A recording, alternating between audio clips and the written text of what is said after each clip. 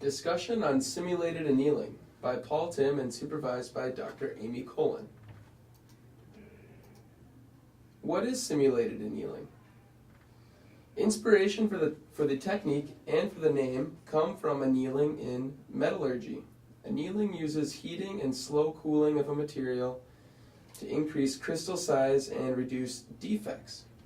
Simulated annealing is a probabilistic technique for approximating the global optimum of a given function. Simulated annealing is an adaptation of the Metropolis-Hastings algorithm, which uses random sampling to gain information about a large system. Prerequisites. First, you need a function to optimize.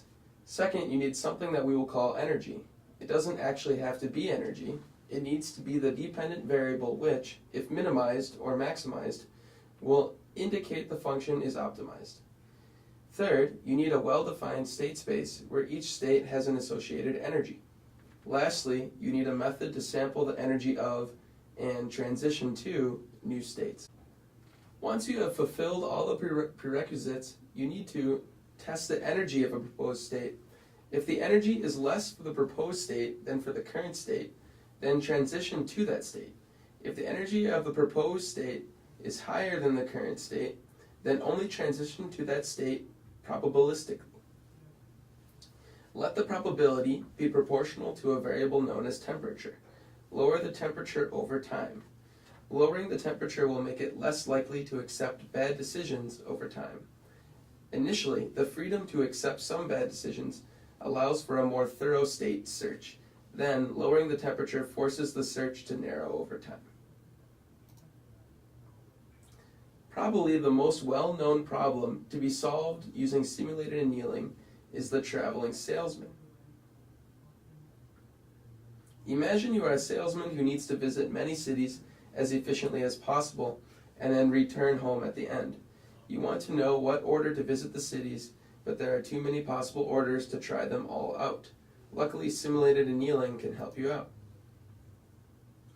The function to optimize is the order in which to visit the cities.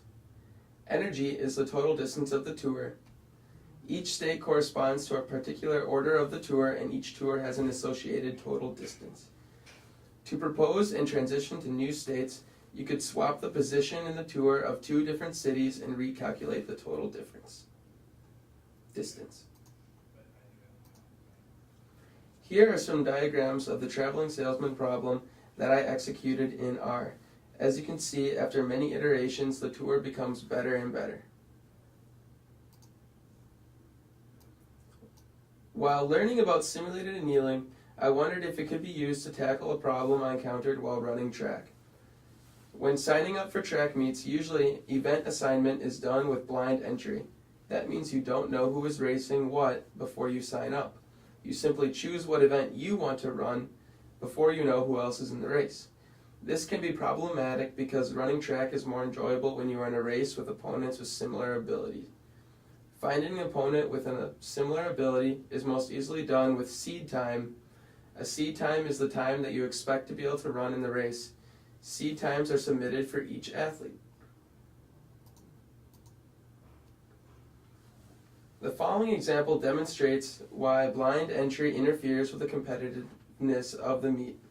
Most track athletes have 3 or 4 events that they feel comfortable competing in. Billy, George, and Michael are 3 athletes that are comfortable running the 800, 1500, and 5000 meter races. Next to them is their hypothetical seed times for each event based on how they ran in the past. Let's look at what might happen if they enter blindly into the meet. After blind entry is complete, we have ordered lists of all the entrants by seed time. Unfortunately, George entered into the 800, and it turned out that he is by far the fastest runner and is unlikely to be challenged in the race. Billy has no opponents with predicted performances within 30 seconds of him in the 5K, and neither does Michael, who is taking up the rear of the pack. If Billy, Michael, and George had been able to see who was entering in the meet, they may have chosen to enter into different events and find close races. It turns out that Billy, Michael, and George all had seed times in different events that were very compatible with the rest of the field. Blind entry prevented them from having competitive close races when there were competitive close races to be had.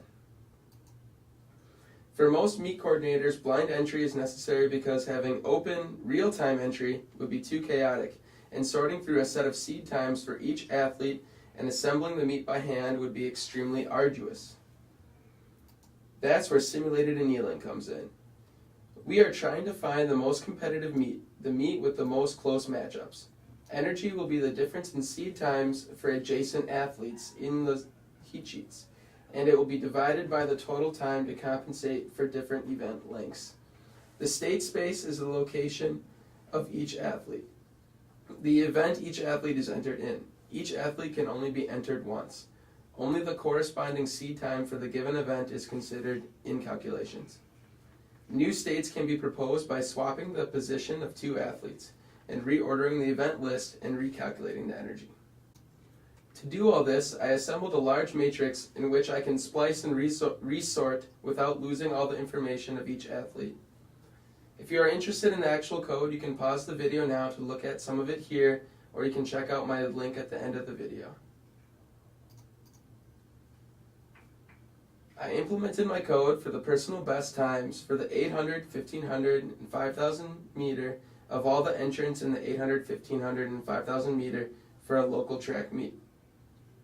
Here we have graphs of adjacent differences in the times of the athletes. Each bar is the difference between two adjacent athletes. For clarity, I ordered the differences from largest to smallest. The blue graph is before annealing and the red is after.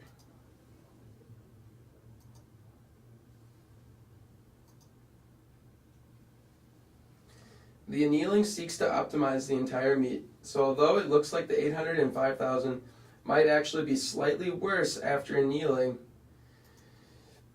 the annealing made the 1500 vastly more competitive and made the meet more competitive overall.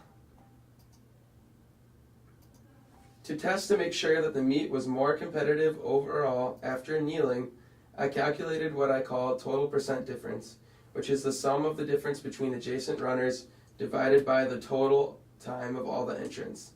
The annealed meet was vastly superior because the total percent difference was much smaller.